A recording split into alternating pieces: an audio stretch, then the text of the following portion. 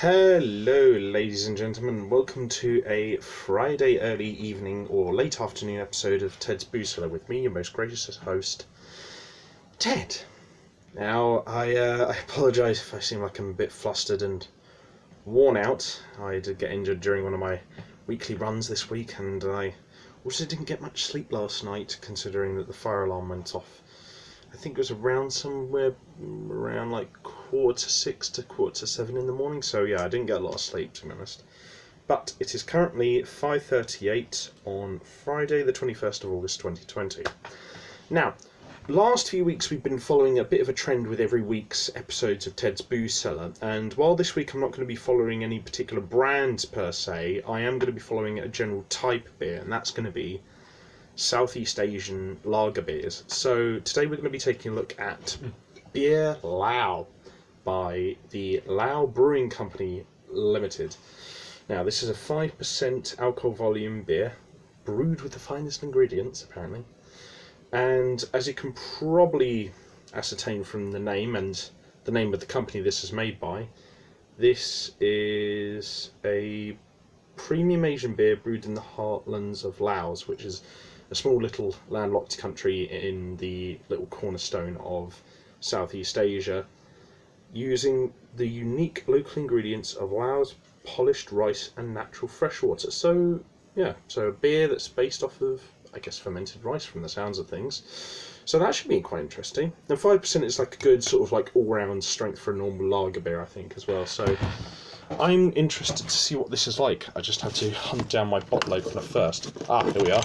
Anyway, now, this was fairly cheap from the Wine Barrel on Western Road in Hove. This was only $1.79 for this bottle, so I think, yeah, for a 330ml beer, like, that's pretty cheap. So I mean, even if this turns out to be pretty meh, then I'm quite fine with that.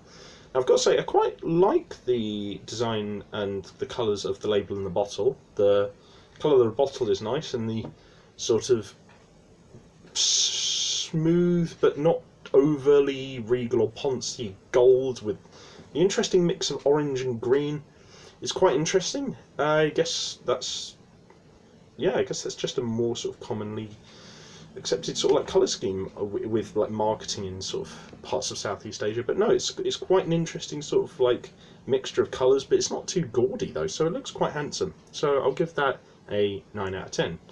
Now, let's give it a quick sniff to hopefully give ourselves a good first impression. As we all know, first impressions do matter quite a lot to a lot of people, so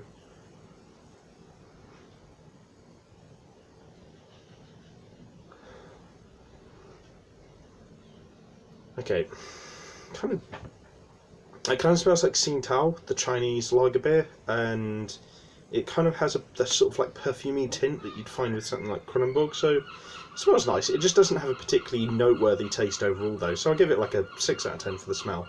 But anyway, let's actually taste this and see what it's like, and see if it can do the proud country of Laos any more proud. So, bottoms up.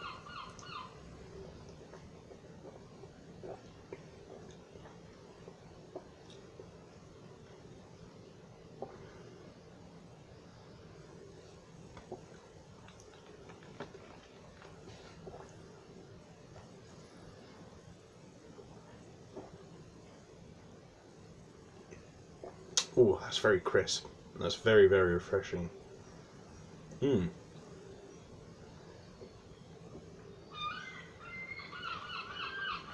It's kind of sort of got that juicy, sort of like refreshing sort of undertone of Asahi, but it's more of like a wet and sort of like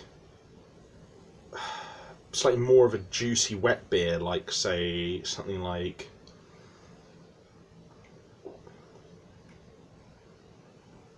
Cobra actually. And then weirdly, there's almost like this very, very faint, like 5% coconutty tint at the end. But yeah, no, that's very nice. It's very good.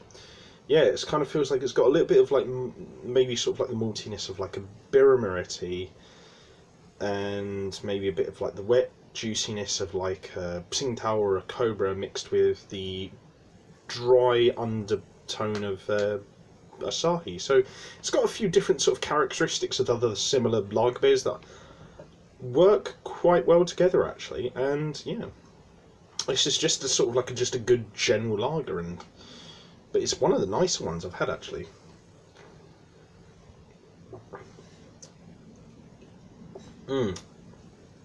The thing is, I think the reason why I liked Asahi so much is because it was refreshing and light and crisp, but it had that dry finish.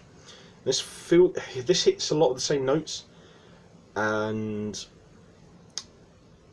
I don't know. I feel like I don't know. It's knocking on the door of being as good as Asahi, but I just probably prefer Asahi just slightly more. But still, this is a really nice lager. So, I mean, the flavour is a tiny little bit thin in the middle, but apart from that, there's no real major criticisms I have.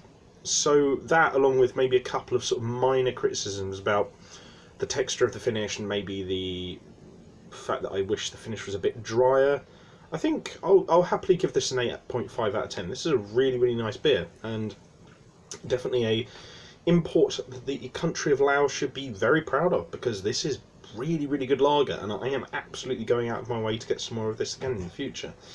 I think, yeah, generally speaking, I'd give it an 8.5, but if I'm in the right mood, it could possibly go up to even an 8.75. Honestly, this is really, really good stuff. So, yeah, absolutely recommended for all alcohol drinkers and for beer drinkers in particular. So, definitely give this a shot. But if you guys did like this video, leave a like, share, and subscribe like always, but only if you really want to. If you have any suggestions or anything you particularly agreed or disagreed with in this video, leave your suggestions and ideas in the comment section down below. And if you have any desire to check out anything else I do online, I'll leave the links to my other social medias and other YouTube channels in the video description down below. But until next time, have fun, stay safe with whatever you're doing, don't do anything I wouldn't do, wash your hands, take a mask with you when you go to the shops at the moment. Drink responsibly, know your limits, and I'll see you guys at the bar next time on Ted's Brew Cellar. Bye for now.